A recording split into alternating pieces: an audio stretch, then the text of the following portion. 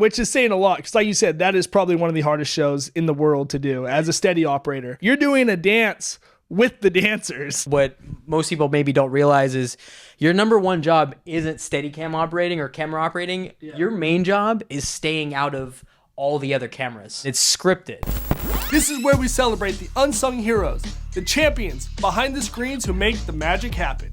Every other week, we kick back, grab a beer, and sit down with some of the most distinguished professionals in the industry, giving you a new appreciation for the media you enjoy. This is the Behind the Broadcast podcast.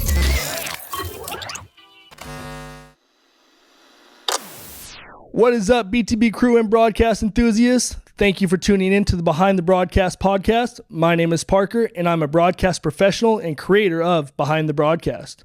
While I have extensive knowledge in the field, I don't consider myself an expert.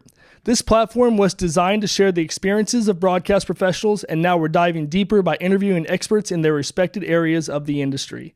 But before we get into things, I want to thank our sponsors. All of you graphics you see are powered by VizRT. VizRT, take your production to the next level with the right tools. And thank you, TVU Networks. TVU, elevate every stage of your media supply chain. Last but not least, Garage Beer. It's beer, flavored beer. Without further ado, he's worked in broadcast television for 12 years.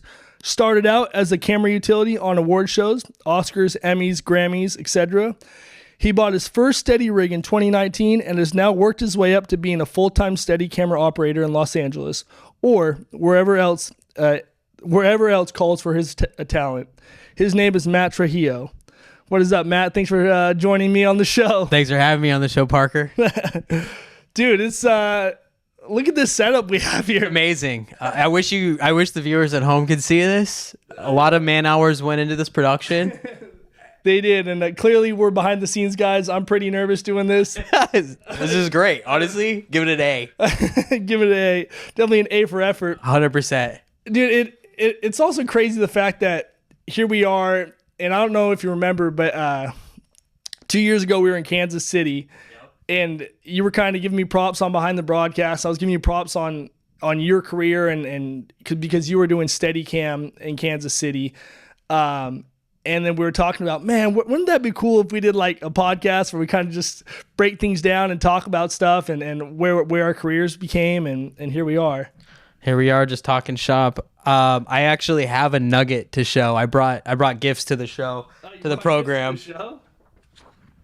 I got to show the viewers that. Oh, wow, that's a big photo. That is an excellent crew, and we'll get into that. Sorry, that looks like it's from the Rose Bowl. Rose Bowl, circa 20. Well, your hat says 2016, so holy crap. Yeah, so I think I was wearing a national championship hat.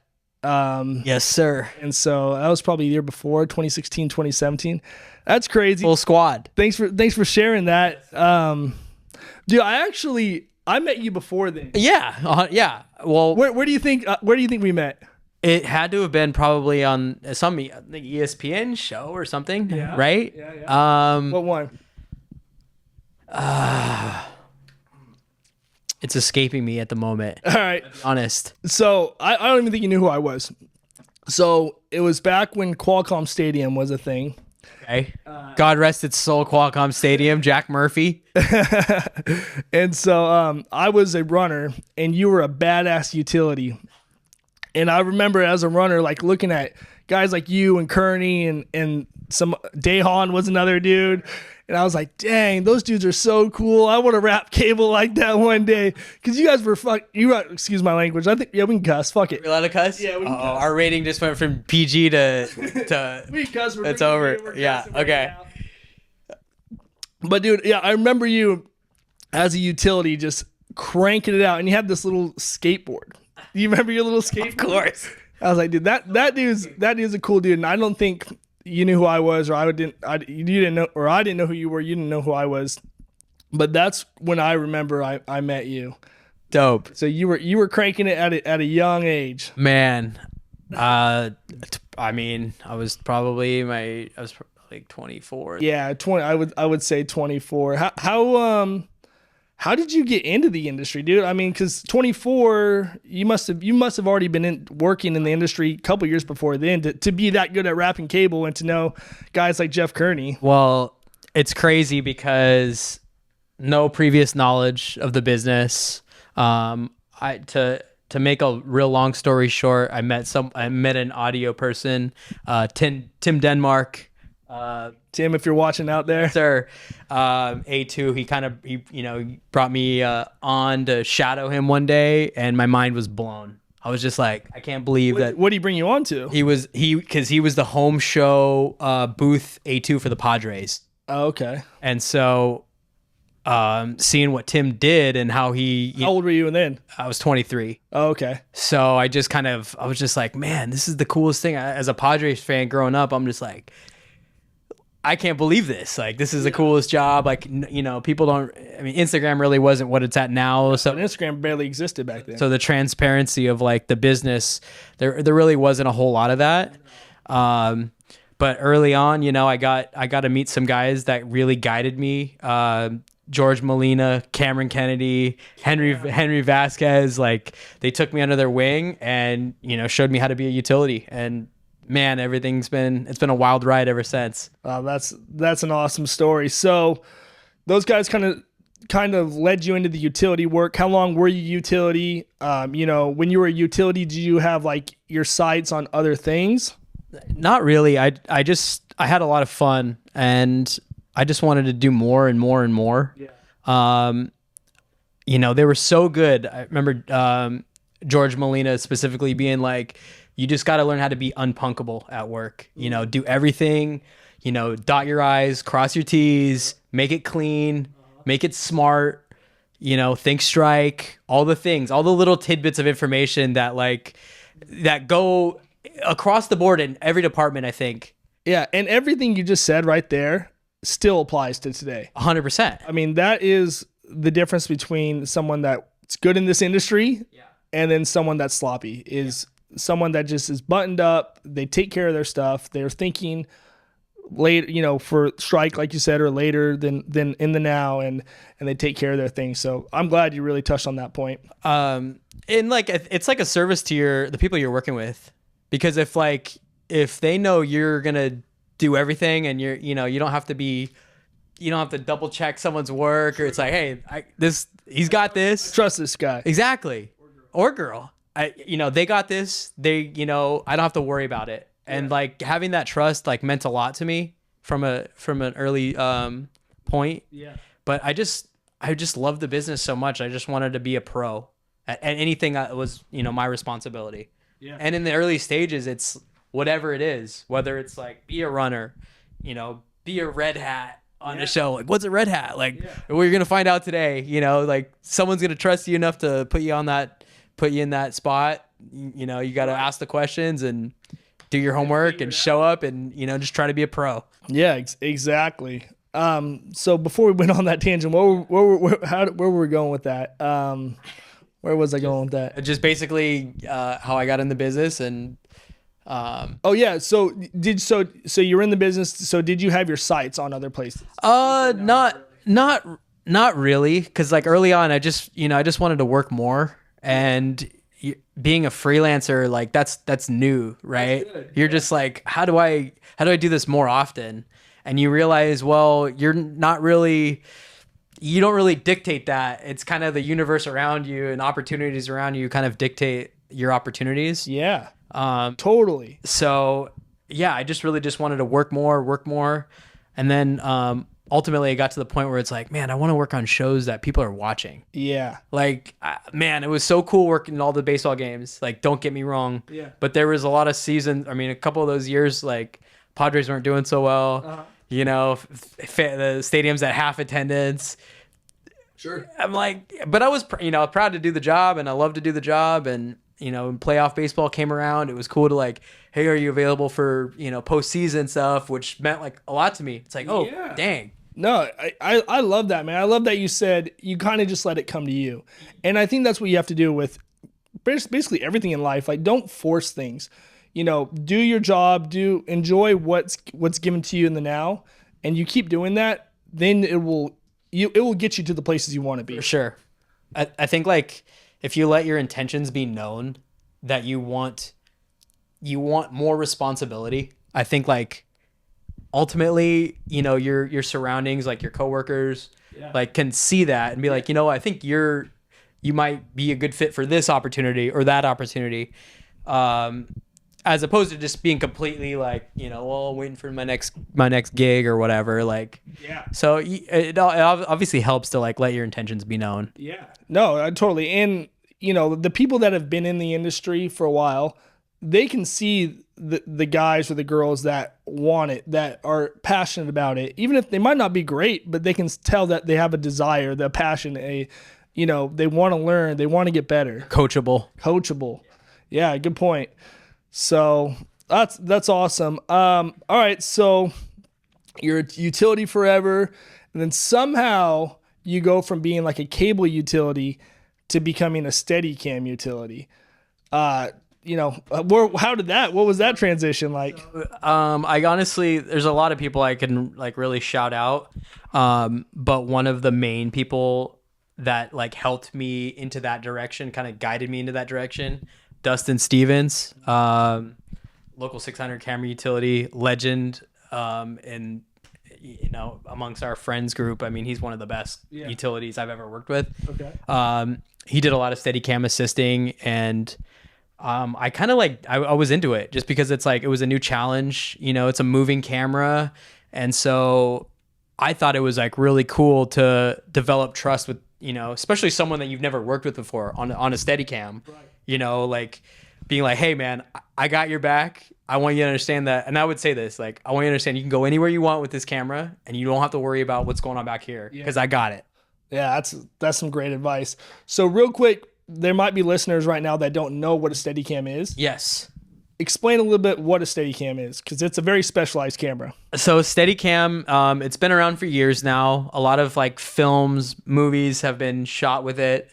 But basically it's a camera stabilization system. You know, the operator is wearing a vest or a harness, and there's a mechanical arm that supports the payload of the camera. The Steadicam itself just basically is a platform for a camera to sit on, and it has, depending on what sled or Steadicam you have, it sends your signal down to a monitor which lives usually on the bottom side where your batteries are.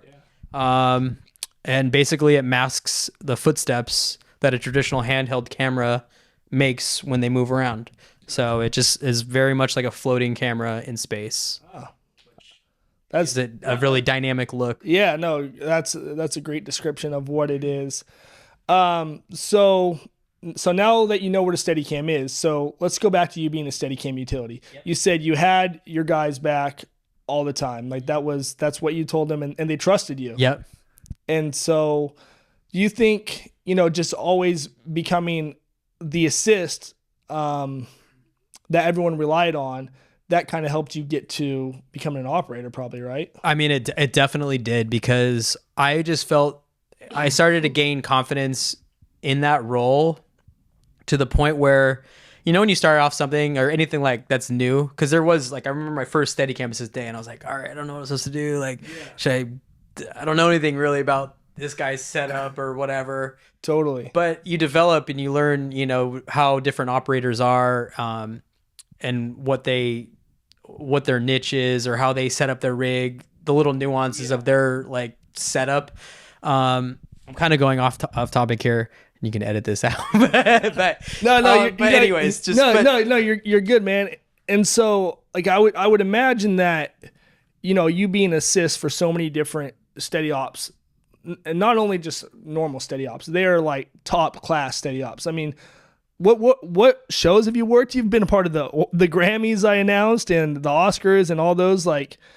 So yeah, it's like being in an assistant role with some of these guys.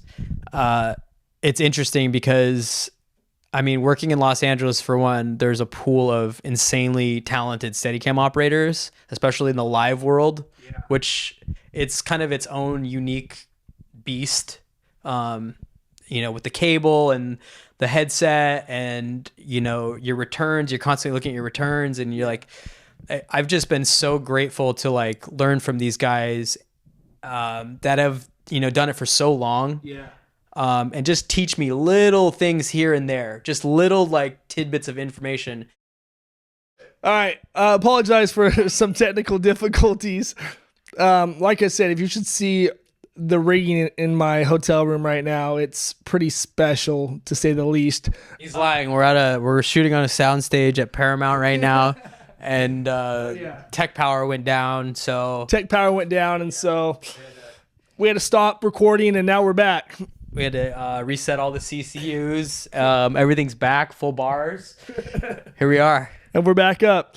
So, Matt, we were talking a little bit about being a Steadicam assist and learning from all those great Steady operators.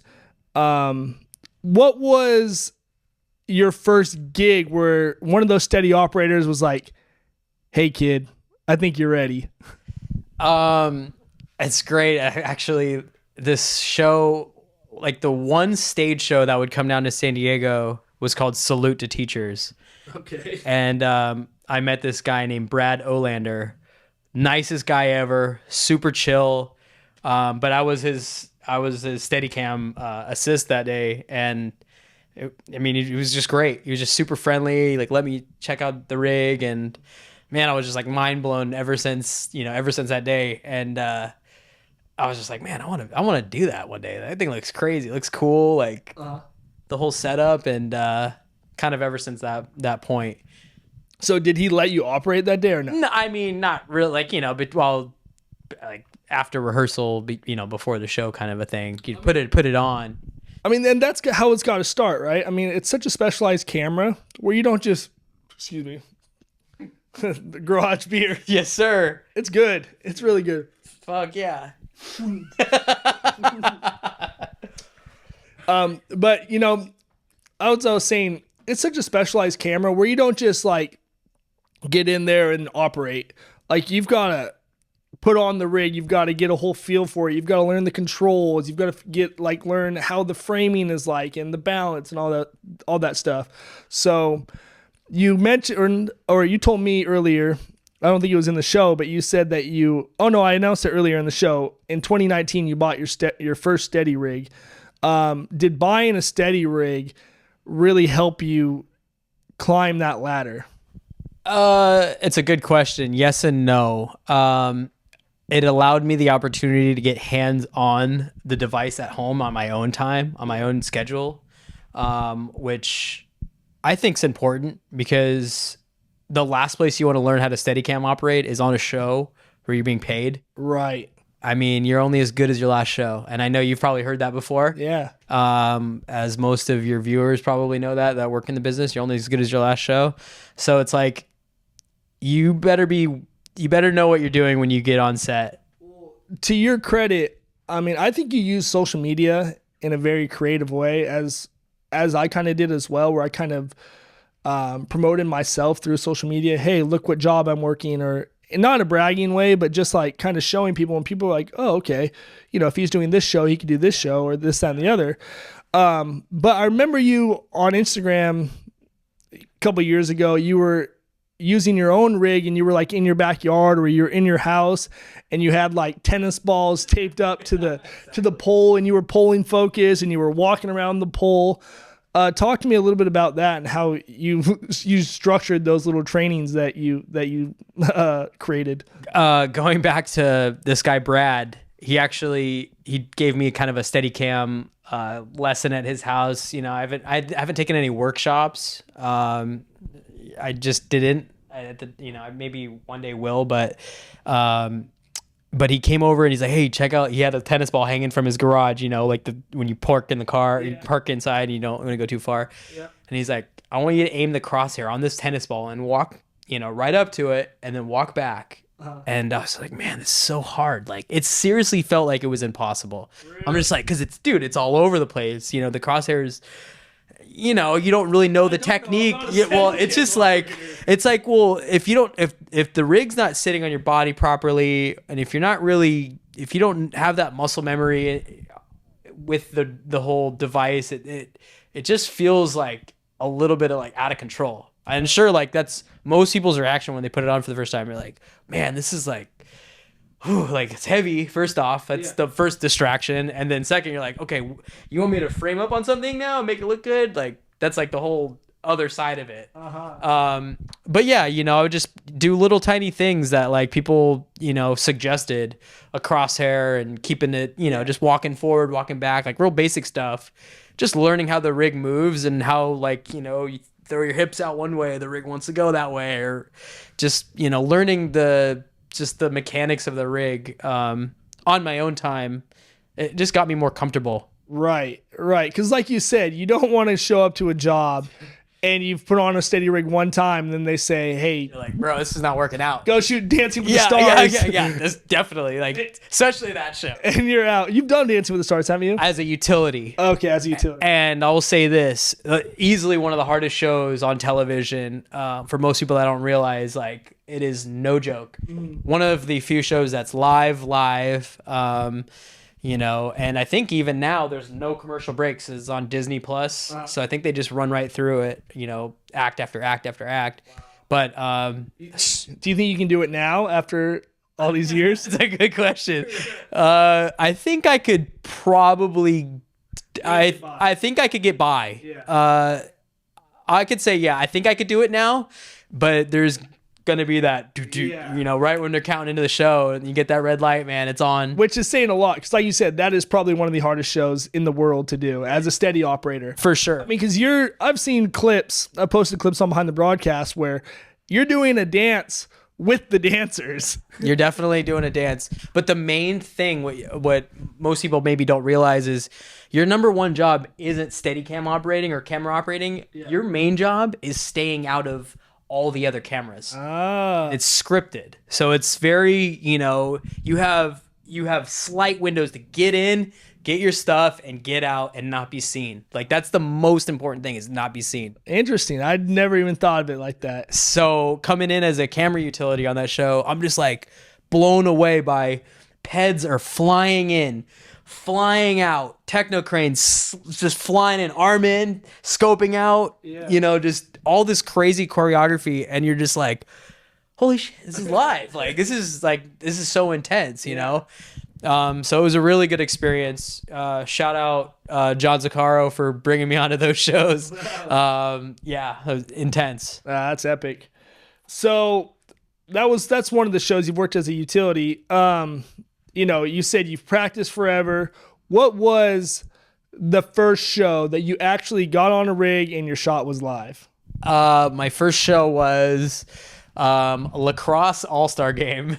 It was cool. I mean, it was at that new LAFC stadium. At the time, it was like a newer stadium. So 4 years ago, maybe. Yeah. But it was a bear. It was gnarly because they gave you it was a full-size Ikegami with this like slap together wireless system. The camera was a tank, dude. It seriously was. My rig was basically fully extended. You know, and I had as much counterweight on the bottom. I mean, the way the Steadicam works is it's like you have a mass up top and you have to make the bottom a little bit more heavier than the top. Yeah. Just so, you know, it can come back down and sit right. Yeah. But yeah, it was like it was, you know, do the game and then do the skills competition afterwards. And dude, I earned my money that day. I was smoked. So did someone call out, or? No, I mean, you were hired. I was hired through the crewer, and it was great. But I mean, we survived. Shots look good. Look good. I was dying by the end of the day. I was dying. Yeah, I bet. So, what keeps you busy now? Like, what shows you kind of in and out on, or, you know, what are you doing like lately?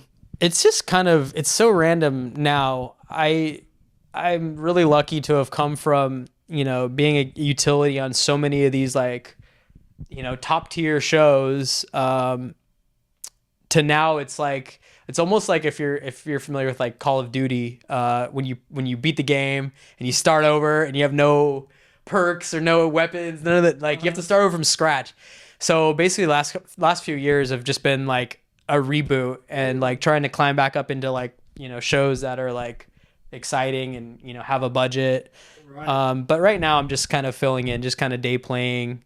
I just did a couple of days at Let's Make a Deal for my buddy Randy. Shout out Randy. And which has been great, but just like a lot of like specials, TV specials that are. And that's awesome. I mean, you don't really have to have a weekly show where you're working. I mean, as long as you're in that rotation, especially in Los Angeles, I mean, that has got to be the most competitive area to like make it in this industry.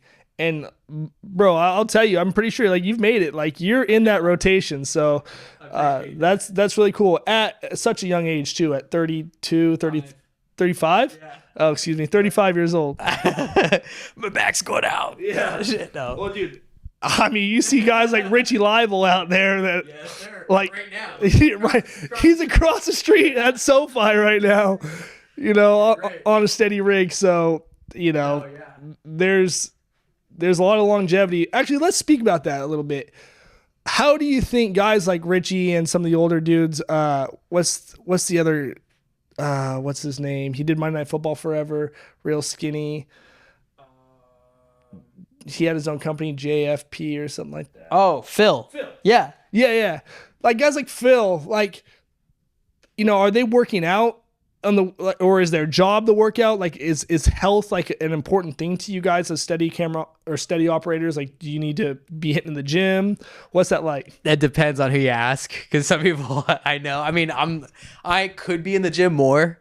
I feel like my workout is at work. But if you can obviously like maintain a healthier lifestyle outside of in between time, it helps prolong all that. Sure. I know some of the guys and gals use like the compression boots, the NBA players and a lot of these athletes. Yeah, sleeves and things like that.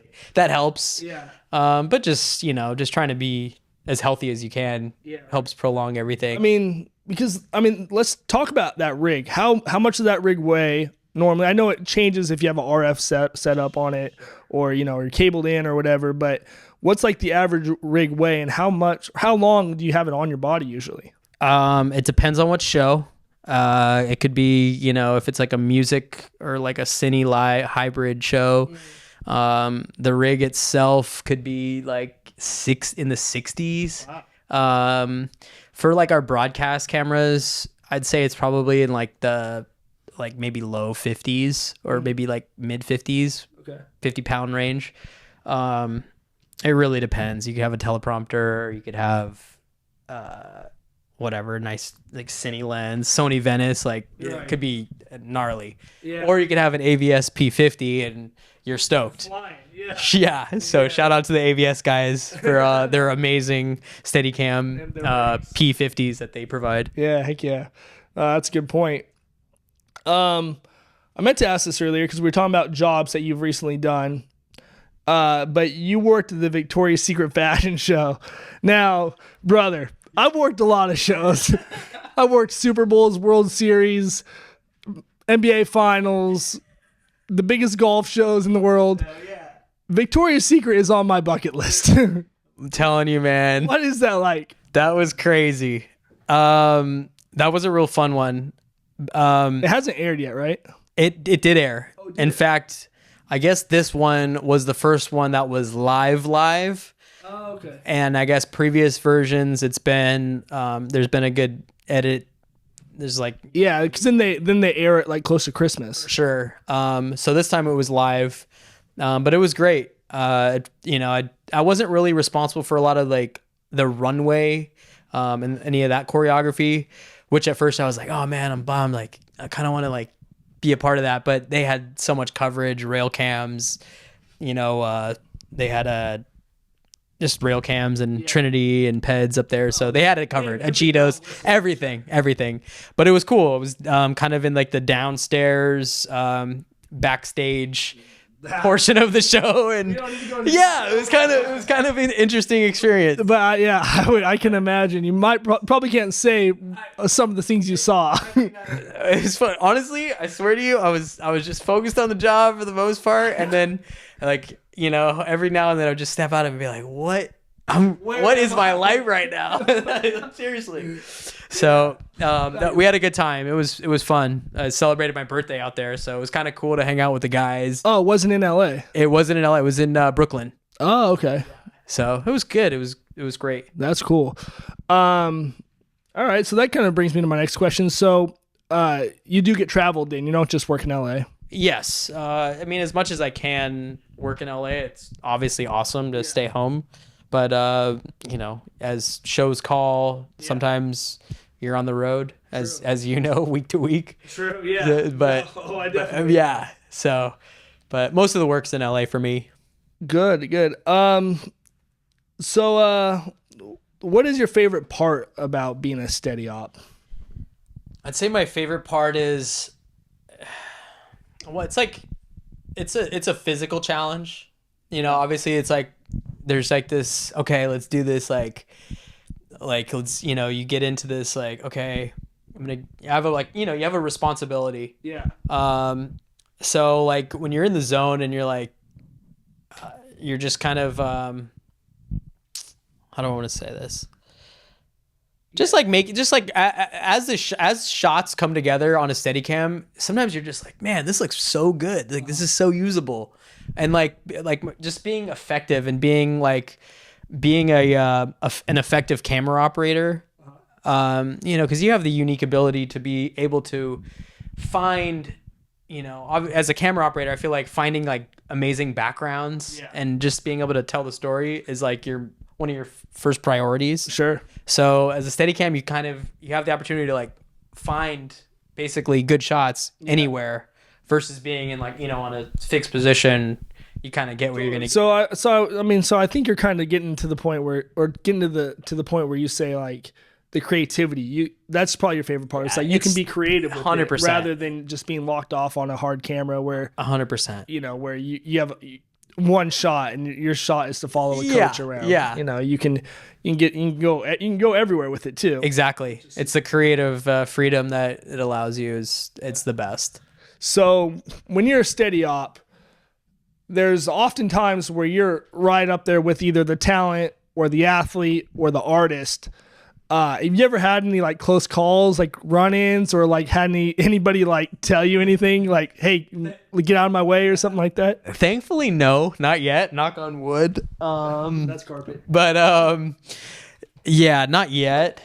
You just kind of have to feel it out. You kind of, read the room a little bit. Yeah. Maybe like, oh, this person doesn't like to be, give some people some space. Yeah. Most of the time we're on, a nice like ENG lens.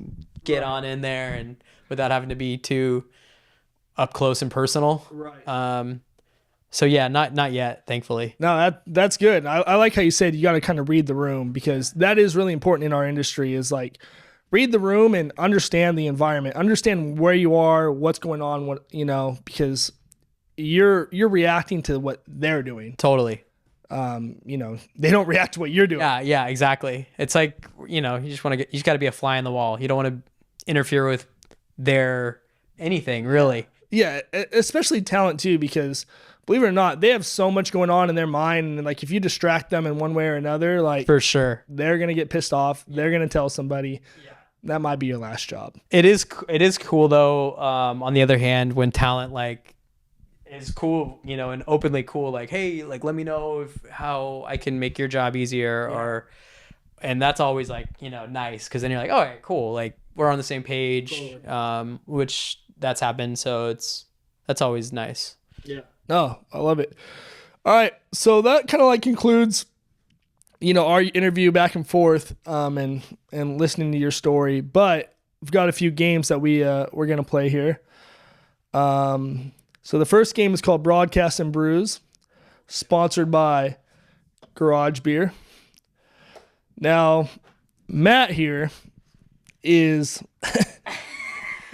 he's not sober. What's the word I'm looking for, Matt? Well, I mean, you're just not drinking. I'm not drinking. I haven't drank since January, so coming up on a year. So Matt's got water in his garage, and we appreciate it. No one has to know that though. But yeah. I'm gonna pop a brand new. How full is that? It's pretty full. Yeah, half. Yeah. All right. That's good enough. That's good enough. We're gonna play the game anyways. It's a fun game. Cool. So it's a drinking game. Okay, great. So the rules are, you and I are gonna switch off from each other, and we are gonna spin this wheel. Awesome. So on this wheel is categories, different categories that are in broadcast. Okay. So you follow me here. So, let's say you spin the wheel and it lands on Chiron operating. no names of company and broadcast. Okay. Okay. So that would have been your spin. So now I've got to say 5 things for 5 names of companies and broadcasts while you chug your beer. Okay. And then we switch off. And first one to chug their beer, finish their beer, wins the game. Copy that. Now the caveat is, in order to win, you have to put your beer upside down, Okay. or in your case, your water. Yes. Because we promote sober drinking on this show. Yes, sir. And if the beer leaks out, then you lose. Oh man. So you got to make sure all your beer is it's gone. down. Okay. All right. So I guess I'll go first. Okay. And then I'm drinking. Or wait, I'm answering the questions. So it's things an A2 might touch. And I start firing off answers? Or I start drinking? I start firing off answers. It's the first time we played this game. All right, let's start a fresh one. So I start hammering this. You start hammering. All right. Okay, ready? All right, yeah. Let's get a fresh question though, because I know you already got like 4 of them already lined up. That's an easy one. All right, come on. Here we go. All right, come on. Once it stops. Ah, behind the broadcast merchandise. Okay, no, we on count of 3. Ready? Okay. 1, 2, 3, go. Behind the broadcast beanie, behind the broadcast hoodie, behind the broadcast pin, behind. Oh my god. That's empty. That did not go. We hammered that. It's not like drinking beer. No, it's pretty close. No. It's NA hop water. Why can you drink so fast? I don't know. It's NA hop water. We might have to redo this whole segment. My turn. Oh, I cannot wait. You already won, but I guess I'll just. Let's go again for my sake. I want to fire off 5 things. Dude, you chugged that so fast. Oh. All right, parts of a camera buildup. Okay. 3, 2, 1, go. Sticks, panhead, zoom, focus, viewfinder. Oh. All right. So I got about halfway. You finished your beer in the first one. I don't think that was full. It was 3/4. I'll be honest. So it was cheating. Shoot. So kind of your drinking kind of foiled my game here. Man, I killed him. I can't kill the momentum of the show. That's what I don't want to do. All right, moving on to the next game. Moving on. That was fun. I gotta reload my water. I mean my garage beer. Yeah, go reload. Go reload. Reload. That was funny. Damn, I'm full now. Dude, this is a great show. I highly recommend this show, by the way, everyone. I hope everyone gets a chance to be on it. It's fun. All right. The next segment is equipment review, Okay. but I don't have any equipment to review on this Review episode. these microphones. I'll just do it right now. We can actually, yeah. Yeah. Shure SM58. It feels good in the hand. It's got some weight to it. Yeah. Hopefully the audio is good. This is us talking at a regular voice. Honestly, though. Hopefully the audio is good when Matt's not waving the microphone all the way around. Exactly. So No, yeah, I like it. Their quality, they were. it feels proper. Yeah. We got it behind the broadcast mic flags. Oh, I got one. I have one actually, but they're not as good as I want it to be. But first impressions, I will say, God, this feels like a piece of professional equipment. Yeah. I'd give it a 9 out of 10, like in the hands. Yeah. Yeah. Yeah. they are cabled in. They're, you plug the XLR into our Zoom recorder that we're using to record this episode. But yeah, so far I do enjoy the mics. Let's hopefully hear how well the sound quality is from them. So if you do want to have your equipment or technology reviewed on this show, please hit me up in the DMs on Instagram, or you can email social@behindthebroadcast.com, and I will check out your email because I do want to do real equipment reviews that are sponsored, and so that'd be really cool if we can get some more equipment on here. I think we have TVU coming up on one episode. Zach Hawley is going to do one for Hawley Video. Nice. Hawley Video. So we've got some things coming up. But yeah, keep that in mind if you would like equipment reviewed on our show. So, I know it's kind of a fun, funky show, but believe it or not, people are listening. People are listening. All right. All right. Here's our next segment, our next game. And we can go into each subject and things like that. But it's called Keep It Steady or That's Shaky. Okay. I thought it was fitting for you as a Steadicam. I love it. So it's basically, I'm going to tell you something, and if you like it, you're keeping it steady, or that's shaky. Got it. Right. Bet. Okay, so the first one, having a spotter or an assistant when operating. Keep it steady 100%. Always. Go in depth on that. Why is that so important? Yeah, it's just like so sketchy. Because Steadicam, more than half the time you're moving backwards. Your eyes are focused on your monitor, and so sometimes you have to really just trust. I put a lot of trust into my utilities because hey, shout out some of your utilities. Andres, man, he's the best. He's the absolute best. Right. Andres Cuevas, I know you're listening. Yeah, dude, he's got my back 100% of the time. What about the homie Brandon Burnworth? Brando. He's my focus puller. He's like a Swiss Army knife. He does a little bit of everything, but man, Brando killed it for me. We just did the Rock and Roll Hall of Fame show, full frame Venice, and he's just going off his monitor. No, what do you call it? The antlers or whatever. Yeah. For the focus puller. But yeah, killed it. Shit looked sharp. Cool. All right. Well, so he said to keep it steady with the spotter. All right. Next one. Going to the bathroom with your rig on. Whoa. Shaky, bro. Definitely shaky. Put that thing down. It's never that serious. So I asked that question because, and I'll find the picture. I've seen the picture too, dude. The guy's put it in post. Yeah, put it on right now. Yeah. Nothing against it if that was you, man, but it's never that serious. Put that thing down, bro. Yeah, my man took the whole Steady rig into the urinal. Yeah. And was That's a no-go on all accounts. Oh, that's awesome. All right. Last one. Booking out of work for a better gig. Ooh. So that's a good question. And the answer to that is it depends. No. It's really like, I think now I've learned that if you're true to your word and you make a commitment to someone and you're like, I'm doing these days, it's best to just keep it. Yeah. It's best to just keep it. Yeah. I mean, because otherwise then you lose your reliability rating. And I feel like having a good reliability rating is the most important thing, because it's like, man, hey, you're covering me over here, but then this guy might book out of me the last day, and then what? Yeah. And then it looks bad on me. Yeah. Or whatever the circumstances. But everyone's situation's different.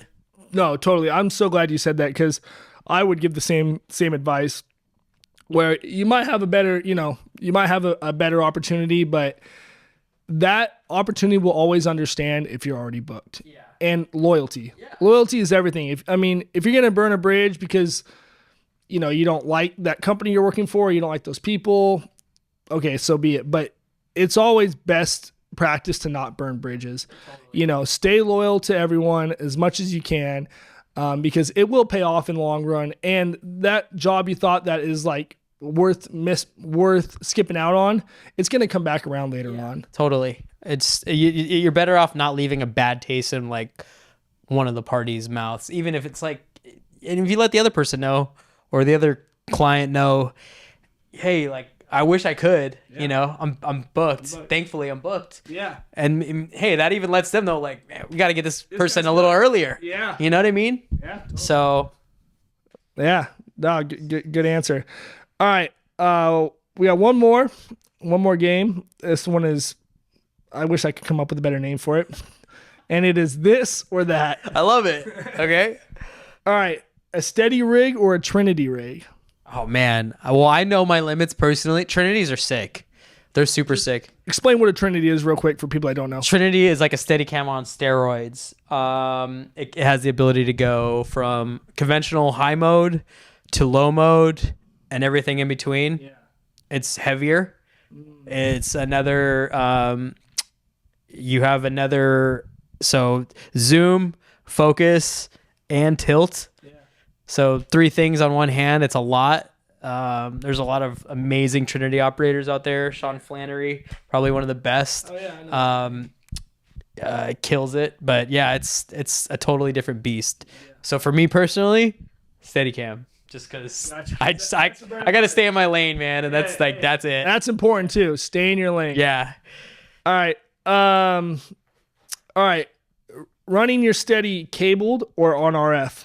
Oh, come on. That's a no-brainer. I mean, I love being free of any cables. Yeah, because everything's even the weight though.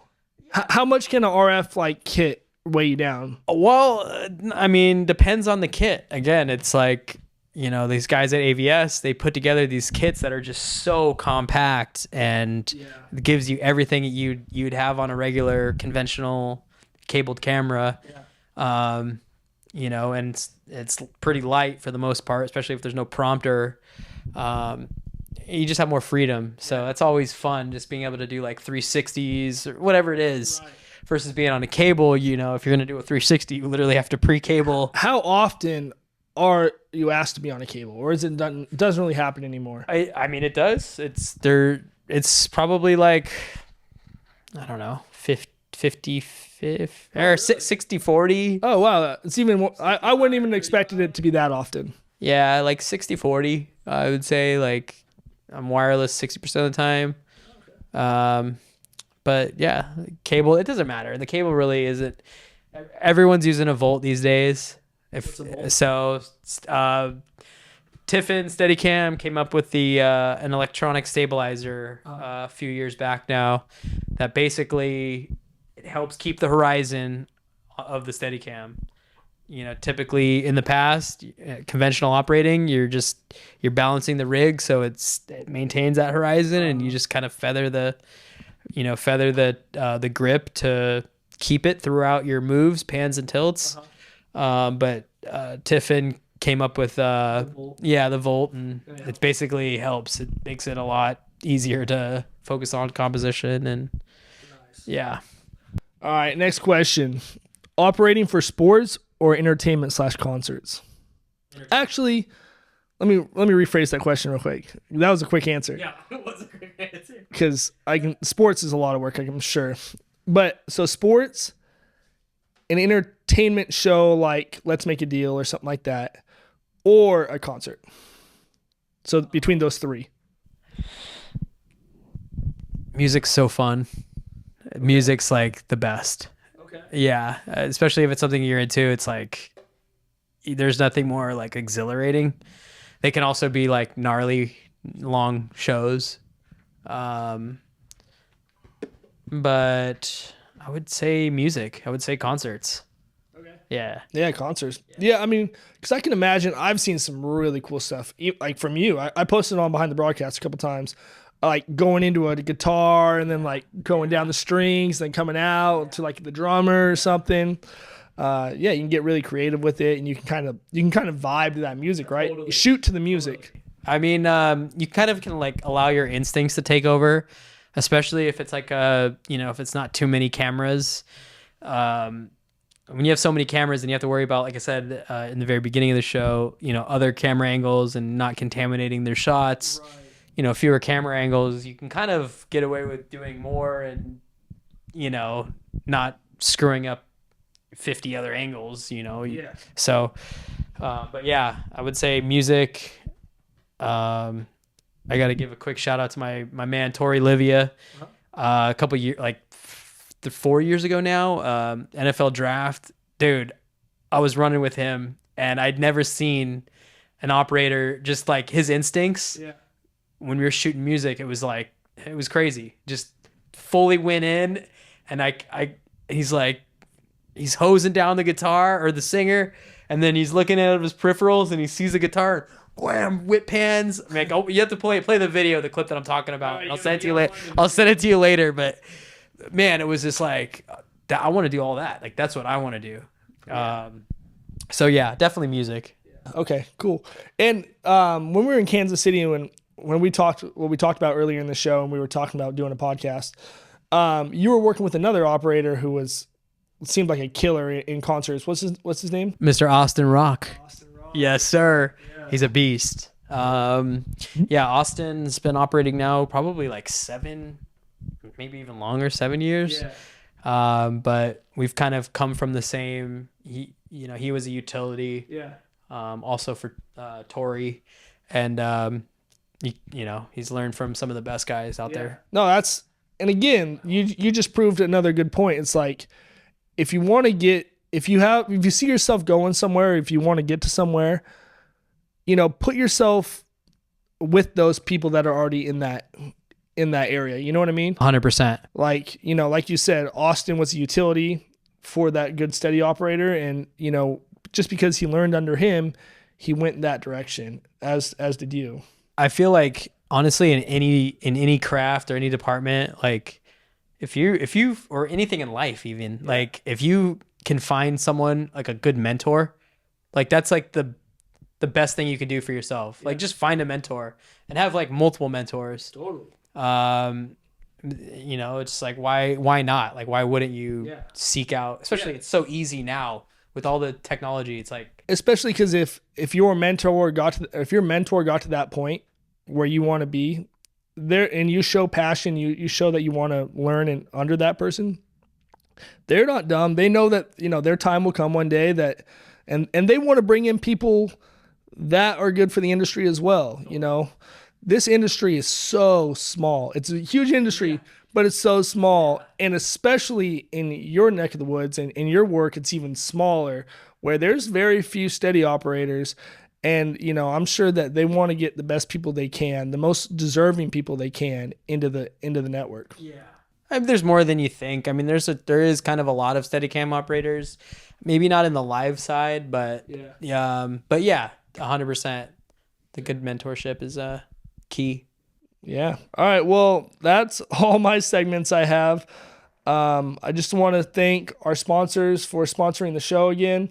TVU, VizRT for the graphics, and of course, Garage Beer. Oh, that one's empty.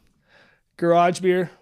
This shout out Travis Kelsey. Yeah, shout out Travis Kelsey and Jason Kelsey. It's a good beer, man. I appreciate it. Got me through the show. Any last words, Maddie? Just thank you to all the people that have helped me get to this point in my life. It's like every day on set, I'm just like, I can't believe I'm doing this, having the best time ever. So, like I said, I mentioned a bunch of names. I don't need to go through all of them, but just so grateful for everyone that's helped me along the way. Awesome. So, and thank you for having me on this show. Man. No, thank you for coming on the show. Hopefully we can continue on doing these. They're only going to get better. This is literally the first one we've done in a hotel room, and I think it went as good as it probably could have gone. Totally. So, thank you guys for listening and watching, and I'll be coming out with some more episodes. Cheers. That's a wrap.